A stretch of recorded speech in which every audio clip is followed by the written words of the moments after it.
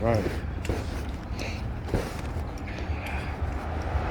So, just closed my eyes for just a minute on the bus and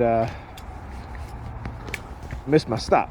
Okay, but it's okay. I gotta go to the store anyway, so I would have went in the house and came back outside to go to the bodega. But I figured the reason why the bus driver was driving so fast because they wanted me to see something. Okay, let's see what it is. Look. See, me tell you, I know them so well. Right? They got the ambulance down there. Okay. See, that's why I said. I figured. Oh, here you go. Also, white woman. Bingo. Did I not call it? Did I not call it like I see it? She's looking at the window here. Did I not call it like I see it? Did I not call it? And I talk about the white woman on the bus. And then I got off the bus, another white woman at the other stop that I was at, which I never really saw them. You know, like I said, it was just strange how I just noticed these things, right? But again, I know how I'm targeted, so I'm able to explain these things. I want to make sure I'm recording, and it did not, stop the video from recording. Yep, didn't I say it? Did I not call it? Did I not call it? Did I not call it? You hear the sirens in the background? I don't know if you guys can hear it, but it's very, very, very, very low. Right? Very, very low. Okay? What did I say, man? What did I say? I know them too well. All right, so I figured out why they sent me into the store. Because I came right to the bread section. How much is the bread? $2.69. Right? $2.69. Right? See what I'm talking about? Now check this out. Okay. You hear the sirens? You hear the sirens?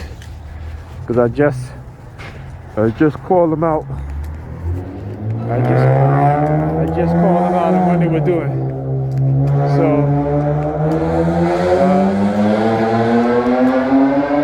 you hear the noise now? You hear the noise? Right? Again, it's a contingency. So what they did was send me transmission, not transmission, but instruction command to go into the store to get bread. Right? Because that's the first thing I did when I went into the store was I went over to the bread and immediately looked at the price, $2.69. So I talk about how they will try to send subliminal message about Pam being a bisexual and shit. I don't really care. I don't give a shit. You know what I'm saying? I don't give a shit.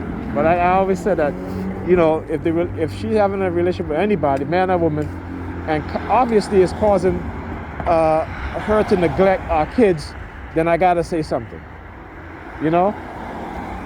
And because again, a lot of black women today, not black women, but a lot of Negro-European women are easily misled and are easily led into alternative sexual lifestyle.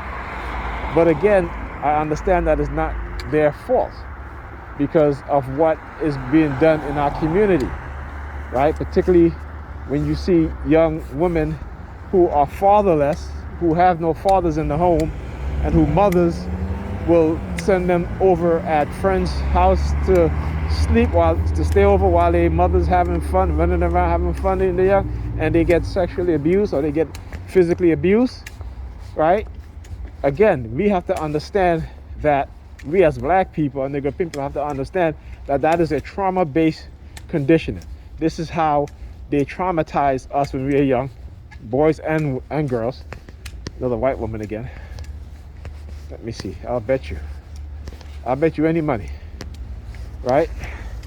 I'll bet you any amount of money. Let me. Oh, wait. There you go.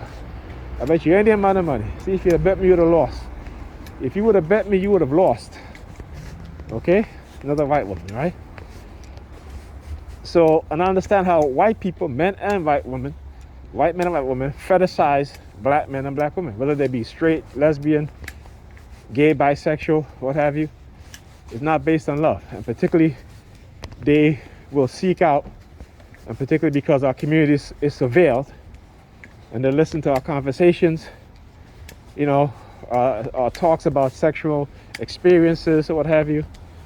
And so they will purposely, particularly if they're targeting you, if you're a target, if you're pro-black, they will target your wife, your girlfriend, your boyfriends, your family.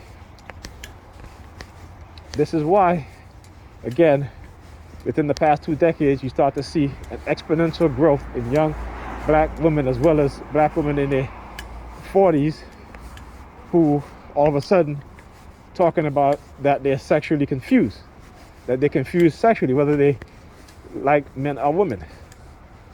Now, I talk about how you would try to use gay men in my targeting and try to manipulate me when I was younger, particularly in the beginning of my targeting, constantly using gay men to, I didn't even know at the time I was being a target too. Talking about in my mid to late 20s, having gay men yell out of cabs, asking me if I was gay, and approaching me, winking, and all this other shit. But I'm solidified in who I am as a man and as a heterosexual man. So that never worked, okay? So we got to understand what's really going on here, particularly in our community, right? And the agenda against us, right? To effeminize the men and masculinize the women. And if you see these women today, they dress like men, they behave like men, they speak like men. Like I said, a lot of them, because we're not educated, we fail to understand. If you go and read the Gospel of Thomas, you'll understand exactly what I'm talking about. And because they have these other Gospels in which Jesus talks about turning women into men.